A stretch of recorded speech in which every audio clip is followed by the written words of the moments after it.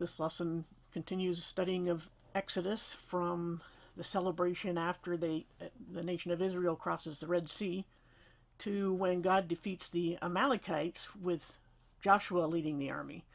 So we pick it up here in chapter 15, and the bulk of this chapter is basically a poem, the song that they make up on the spot, as far as I know. And Hebrew poetry tends to be in the form of what they call couplets, where they make a statement and then they repeat it in just different words. And it's kind of, we're used to in English having things rhyme, having the vowels rhyme, but that's not how they did it in Hebrew, especially as evident in the Psalms. But at least for the time being, the point is that Israel is truly worshiping God from their hearts.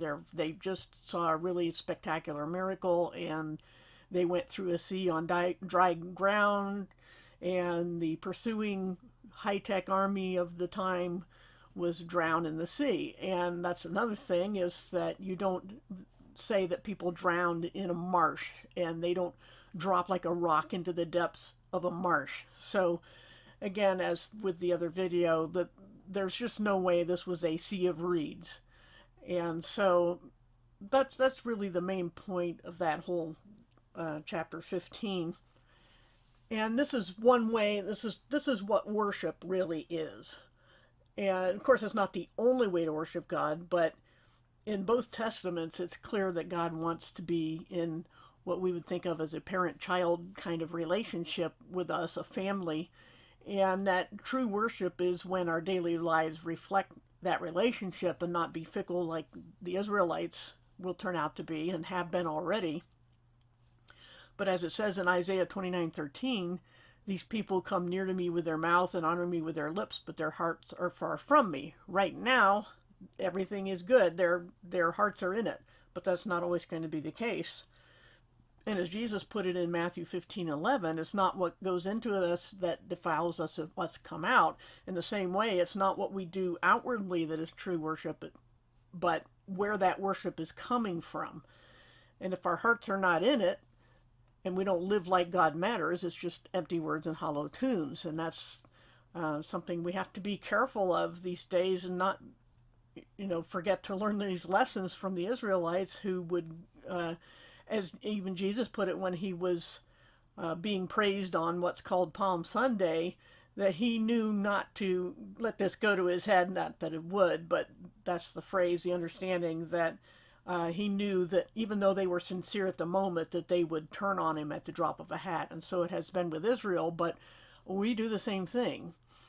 We don't live like it matters a lot of times. And this kind of brings up a growing problem in Christian worship. The worship team or church leadership in some way imposes its will and taste in music on the congregation. There's been people who said that their worship leader or whoever it was just didn't care what the congregation wanted. They were going to impose the modern whatever it was.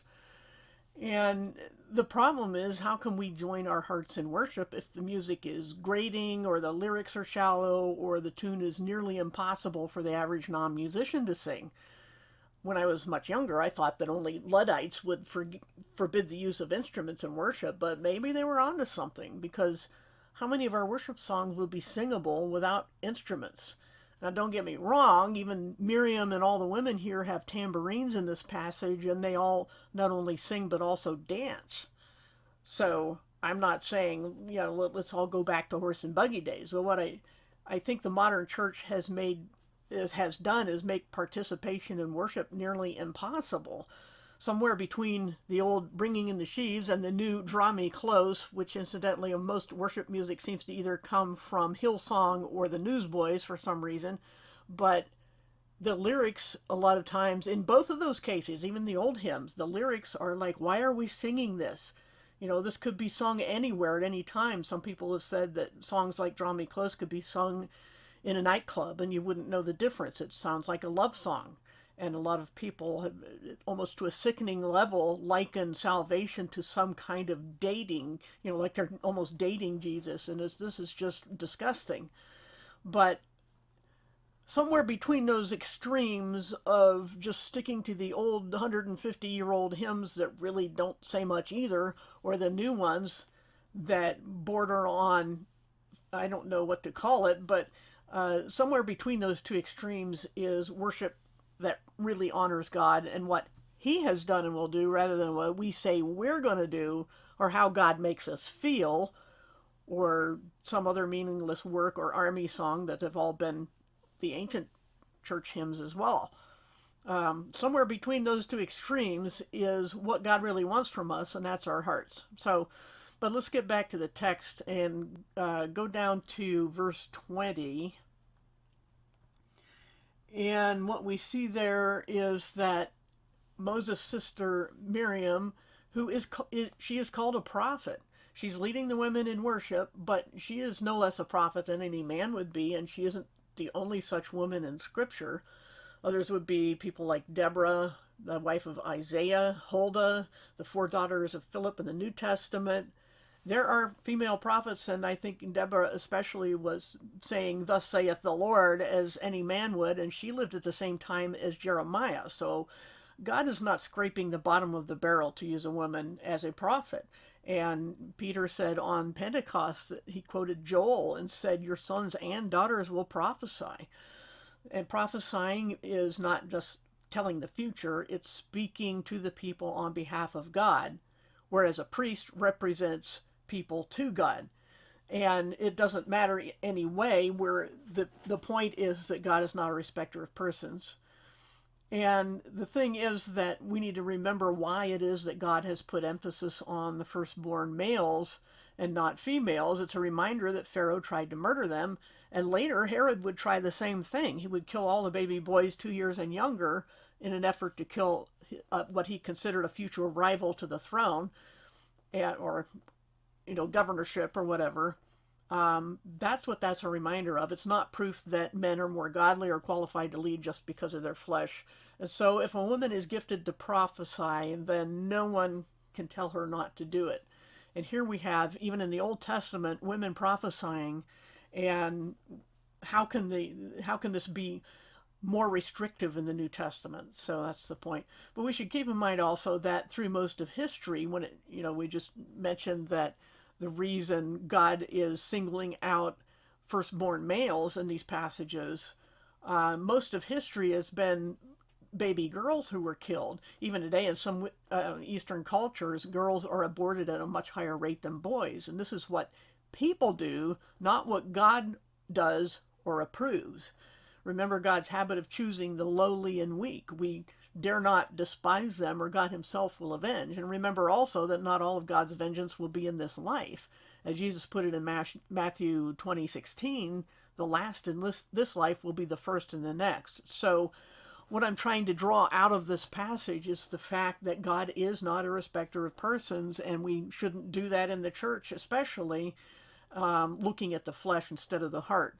And that goes back to the worship issue too, that people should worship because it's coming from within, it's coming from that relationship and not just a performance.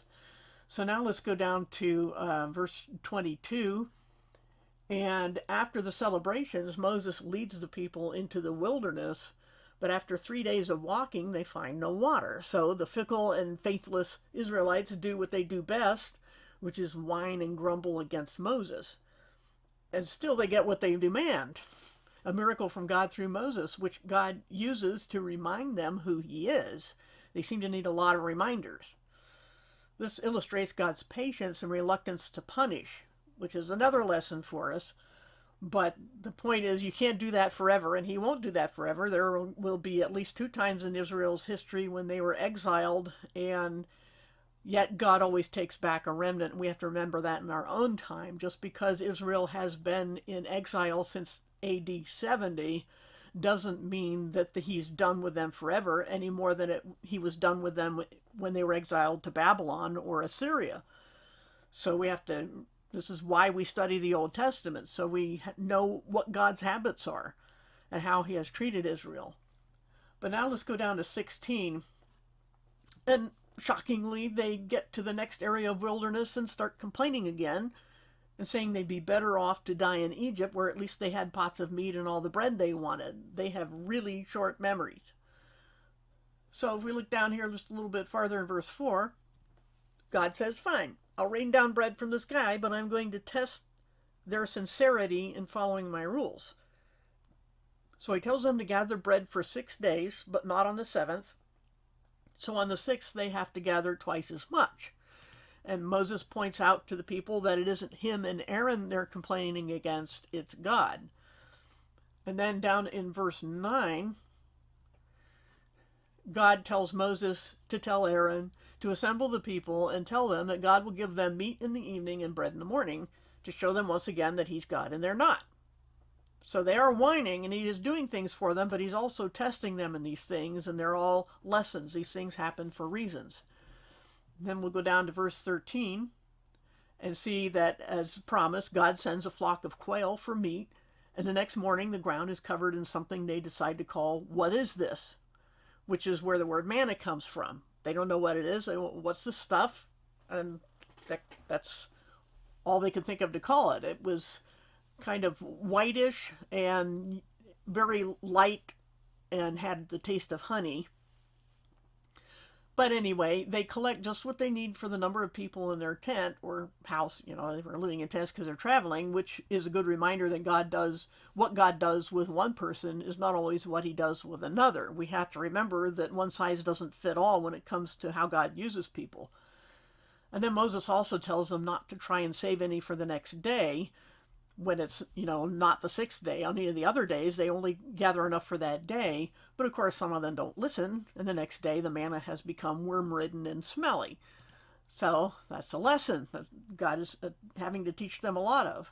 Then we go down to verse 22, and the next test comes on the 6th day when they're told to gather twice as much, and it would not go bad the next day. So they've already seen that if you keep it when you're not supposed to, it goes bad. But now they're going to be tested on whether they keep it when they are supposed to. But some people go out the 7th day anyway to try to gather some more. And of course, there isn't any manna to be found. And this is the first use of the word Sabbath, which means rest. That's pretty much all it means.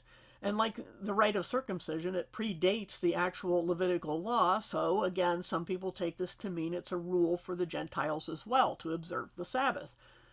But again, this is for the nation of Israel. It's not given as a command to all nations. There's no evidence that the whole world ever knew to make every 7th day holy to God.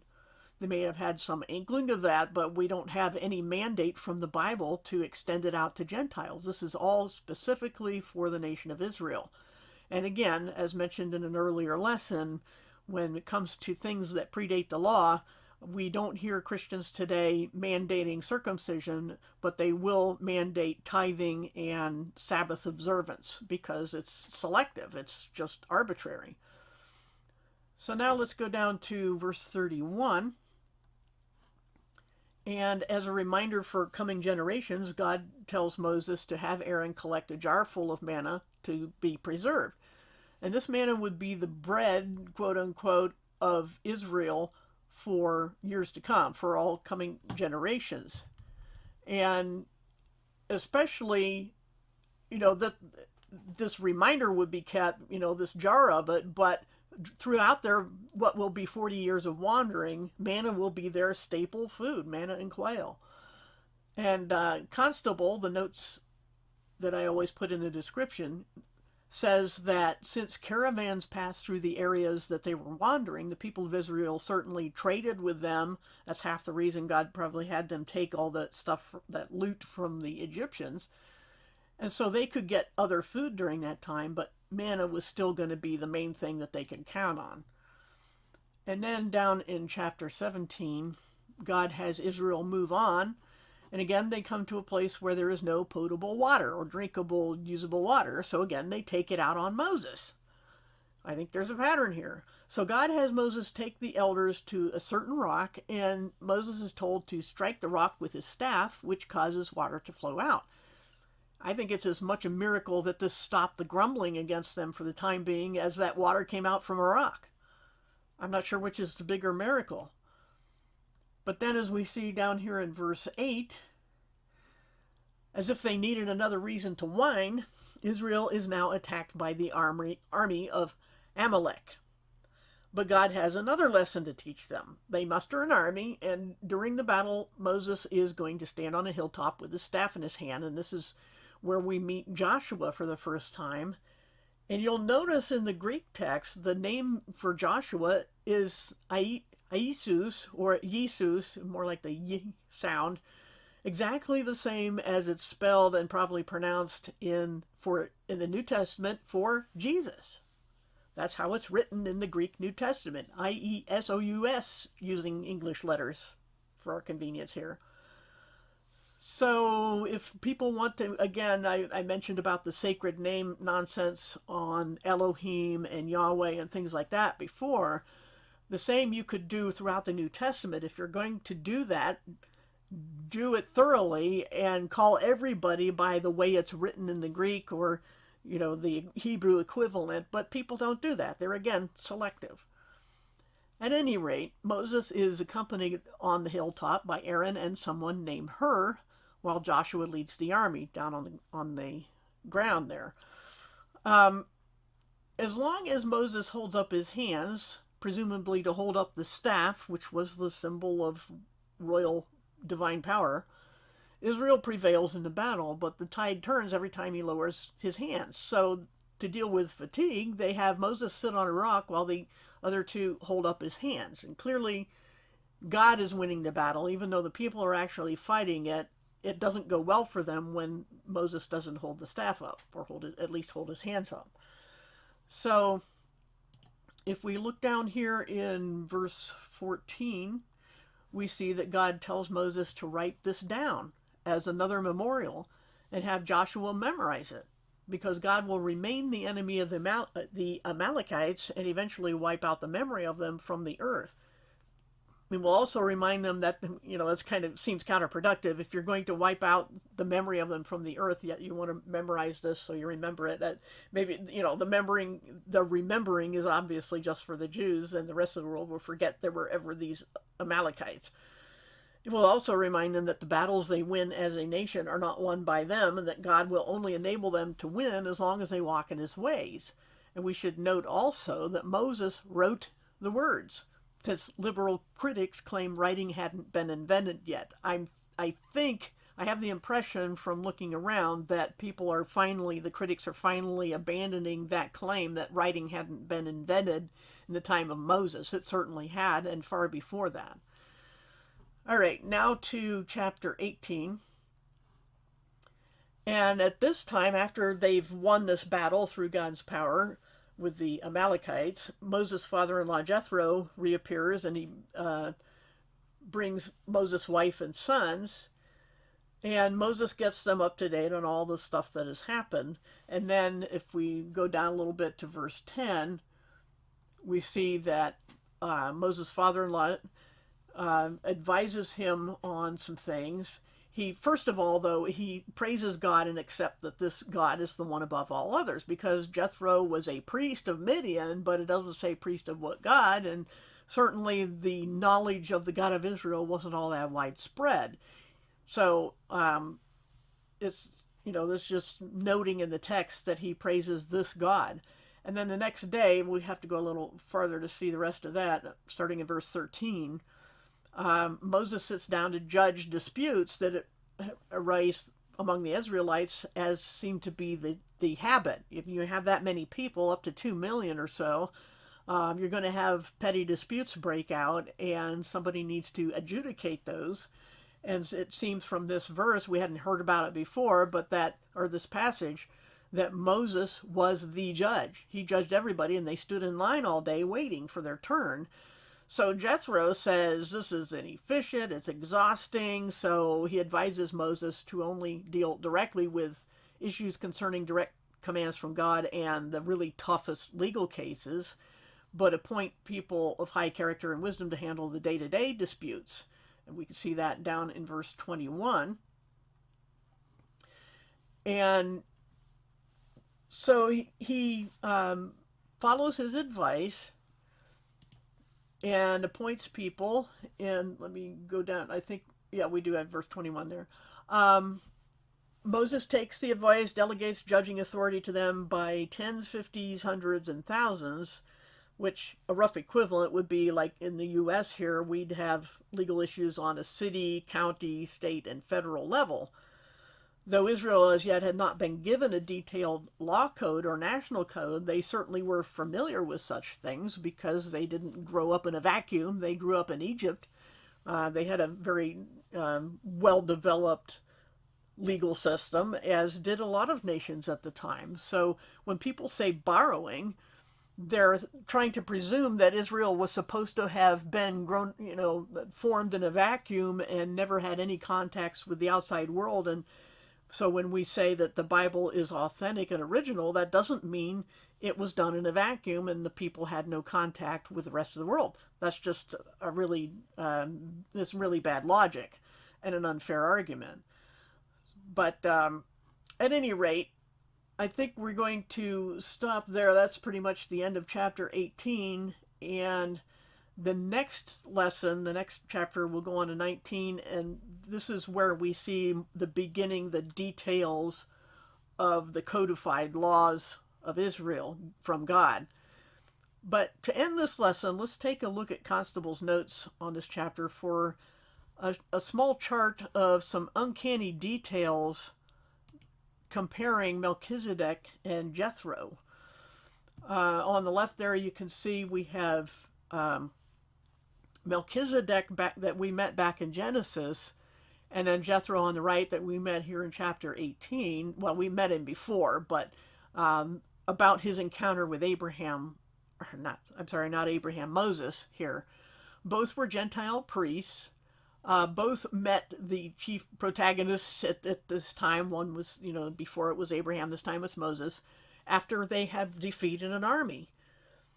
And they bring gifts of some sort. They were offering some kind of peace offering or blessing. What's really interesting is I think down there where it says Abraham's heir was Eliezer, God is my help, and the same name for Moses' heir. That's his son's name. And it doesn't really say that Moses named his son after him. It's possible, but I just think it's an interesting parallel.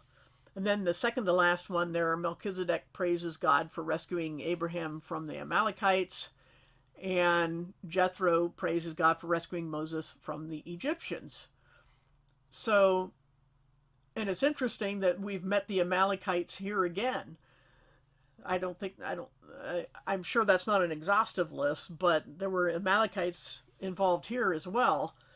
But of course, the big rescue was from the Egyptians. That's why they were traveling. So, and then when they have the last one there, they have sacrifices. But it's a parallel I hadn't really noticed before, but I'm sure there's lots of those that I haven't noticed. But at any rate, we will end the lesson here, and next time we will get more into the law.